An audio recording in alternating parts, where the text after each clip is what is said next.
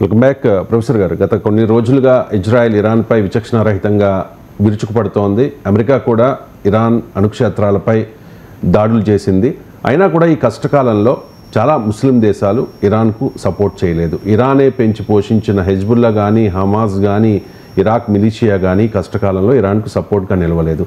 ఎందుకు ఇరాన్ ఒంటరి అయిపోయింది సార్? ఇప్పుడు ముస్లిం దేశాలు అంటే ఇదేమన్నా ఇస్లాం వర్సెస్ ఇంకో మతం కాదు కదా, ఇది రెండు దేశాల మధ్య ఘర్షణ.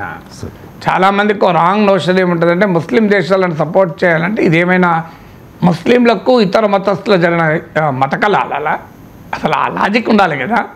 అట్లంటే పాకిస్తాన్ బంగ్లాదేశ్ విమోచన ఉద్యమం జరిగింది, వాళ్ళిద్దరు ముస్లింలు కాదా? ఇరాన్ ఇరాక్ల మధ్య 8 ఏళ్ళు యుద్ధం జరిగింది, ముస్లింలు కాదా వాళ్ళు? ఇరాన్ ముస్లిమే, ఇరాక్ ముస్లిమే కదా. కువైత్ పైన ఇరాక్ దాడి చేసింది సద్దాం హుస్సేన్, ఇరాక్ ముస్లిం, కువైత్ ముస్లిం కాదా? అసలు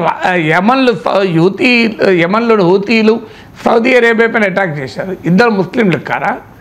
అసలు అలా అంటే ఇప్పుడు రష్యా అండ్ ఉక్రెయిన్ ఇద్దరు క్రిస్టియన్స్ కారా? అసలు రష్యన్ ఆర్థడాక్స్ క్రిస్టియానిటీ కదా మీకు ఉక్రెయిన్లో ఉంది.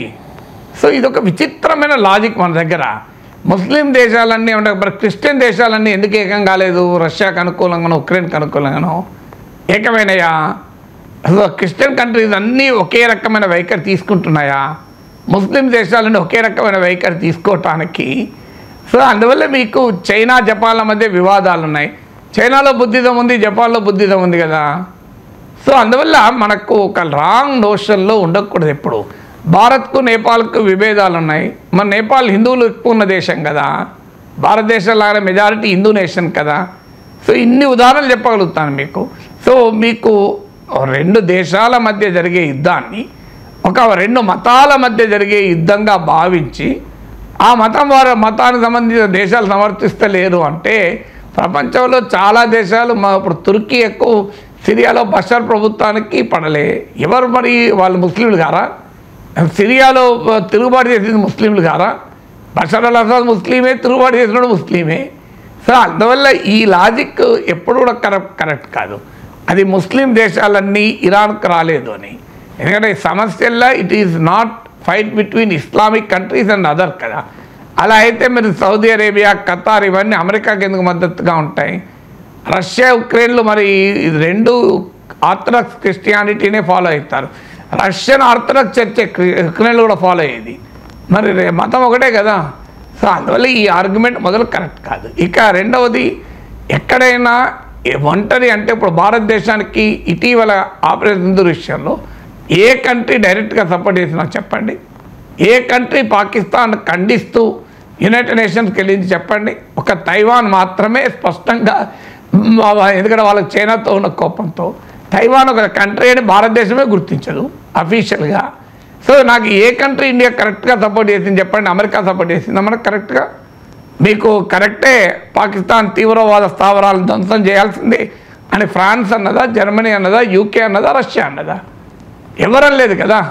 ఇజ్రాయిల్ ఒకటి India the right to self defence అన్నారు, కానీ ఇజ్రాయిల్ ఏమైనా ఇజ్రాయిల్ ఏమైనా విమానాలు పాకిస్తాన్ పైన బాంబులు వేసిందా మనకు మద్దతుగా? అందువల్ల ఎప్పుడు కూడా ఇంటర్నేషనల్ రిలేషన్స్లో ఎవరి ఇంట్రెస్ట్ వాళ్ళకు ఉంటాయి. అందువల్ల చెప్పి భారతదేశం ఒంటరైందని చెప్పగలమా? ఇరాన్కు వ్యతిరేకంగా అమెరికా ఉంది, ఇజ్రాయిల్ ఉంది, ముందున్న ఇప్పుడున్నాయి. కొత్తగా ఇప్పుడు ఈవెన్ ఇరాక్ వార్లోనైనా మీకు అమెరికాతో పాటు యూకే, నాటో దేశాలన్నీ కలిశాయి. మీకు గల్ఫ్ వార్లో గతంలో చూడండి, ఆఫ్ఘనిస్తాన్పై జరిగిన వార్లో యూరోపియన్ కంట్రీస్ అన్నీ కలిశాయి. ఇప్పుడు ఇరాన్ పైన జరిగిన వార్లో ఎక్కడన్నా యూరోపియన్ కంట్రీస్ ఉన్నాయా? అమెరికాతో పాటు బ్రిటిష్, ఫ్రెంచ్, జర్మన్ ఉన్నాయా? అంటే ఇంకా రకంగా యూరోప్ రంగంలో దిగలే కదా. అంతకుముందు ఇరాక్పై వార్లో, లిబియాపై వార్లో, ఆఫ్ఘనిస్తాన్పై వార్లో అమెరికాతో పాటు నాటో దేశాలు ఉన్నాయి. ఇప్పుడు ఎవరు ఒక్క నాటో దేశం లేదు. Purely America versus Iran, Israel versus Iran. ఒకవైపు అమెరికా ఇజ్రాయిల్ ఉంది, మరోవైపు ఇరాన్ ఉంది. అందువల్ల అమెరికా చర్యలు ఎవరు ఖండించారు? మీరు ప్రపంచ దేశాలు లిస్ట్ తీయండి. అమెరికా ఇరాన్పై జరిపిన దాడిని ఎక్సెప్ట్ ఇజ్రాయిల్ ఎవరు సపోర్ట్ చేయలే. వరల్డ్ మొత్తంలో ప్రపంచంలో ఎవరు సపోర్ట్ చేయలే. మన ఇండియా సపోర్ట్ చేసిందా? అమెరికా దాడి కరెక్ట్ అని అన్నామో మనం ఎక్కడైనా చూడండి, మన ప్రైమ్ మినిస్టర్ అన్నట్టు చూపెట్టాను నాకు. ఇరాన్పై అమెరికా దాడి సరైందే, మేము సమర్థిస్తున్నాం అని ప్రపంచంలో ఎక్సెప్ట్ ఇజ్రాయిల్ ఏ కంట్రీ అయినా చూడండి నాకు, ఇంక్లూడింగ్ అమెరికన్ అలైజ్ అని లేదు, అమెరికా మిత్ర దేశాలు కూడా లేదు.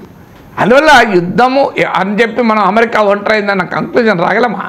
అందువల్ల ఇరాన్కు ఉన్న ఇక ప్రాక్సీస్ అంటారా, ఇరానే వీక్ అయినాక ప్రాక్సీస్ ఎక్కడి వాళ్ళ బలం ఉంటే కదా.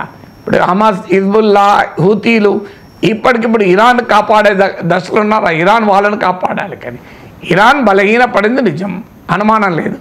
రష్యా, చైనా వచ్చి ఇరాన్కు మద్దతుగా ఆయుధాలు పట్టుకుని యుద్ధం చేస్తుందా? ఆ మాటకైతే ఉక్రెయిన్ తరఫున అమెరికా, యూరప్ ప్రత్యక్షంగా యుద్ధంలో దిగింది ఇప్పటి వరకు 3 ఏళ్ళు అయింది. అమెరికా, యూరప్ ఇప్పటికీ దిగలే, ప్రత్యక్షంగా ఆయుధాలు ఇస్తున్నారు తప్ప. ఉక్రెయిన్ అడుగుతోంది కూడా జెలెన్స్కీ, మీ సైన్యాన్ని పంపించండి అంటే పంపలేదు.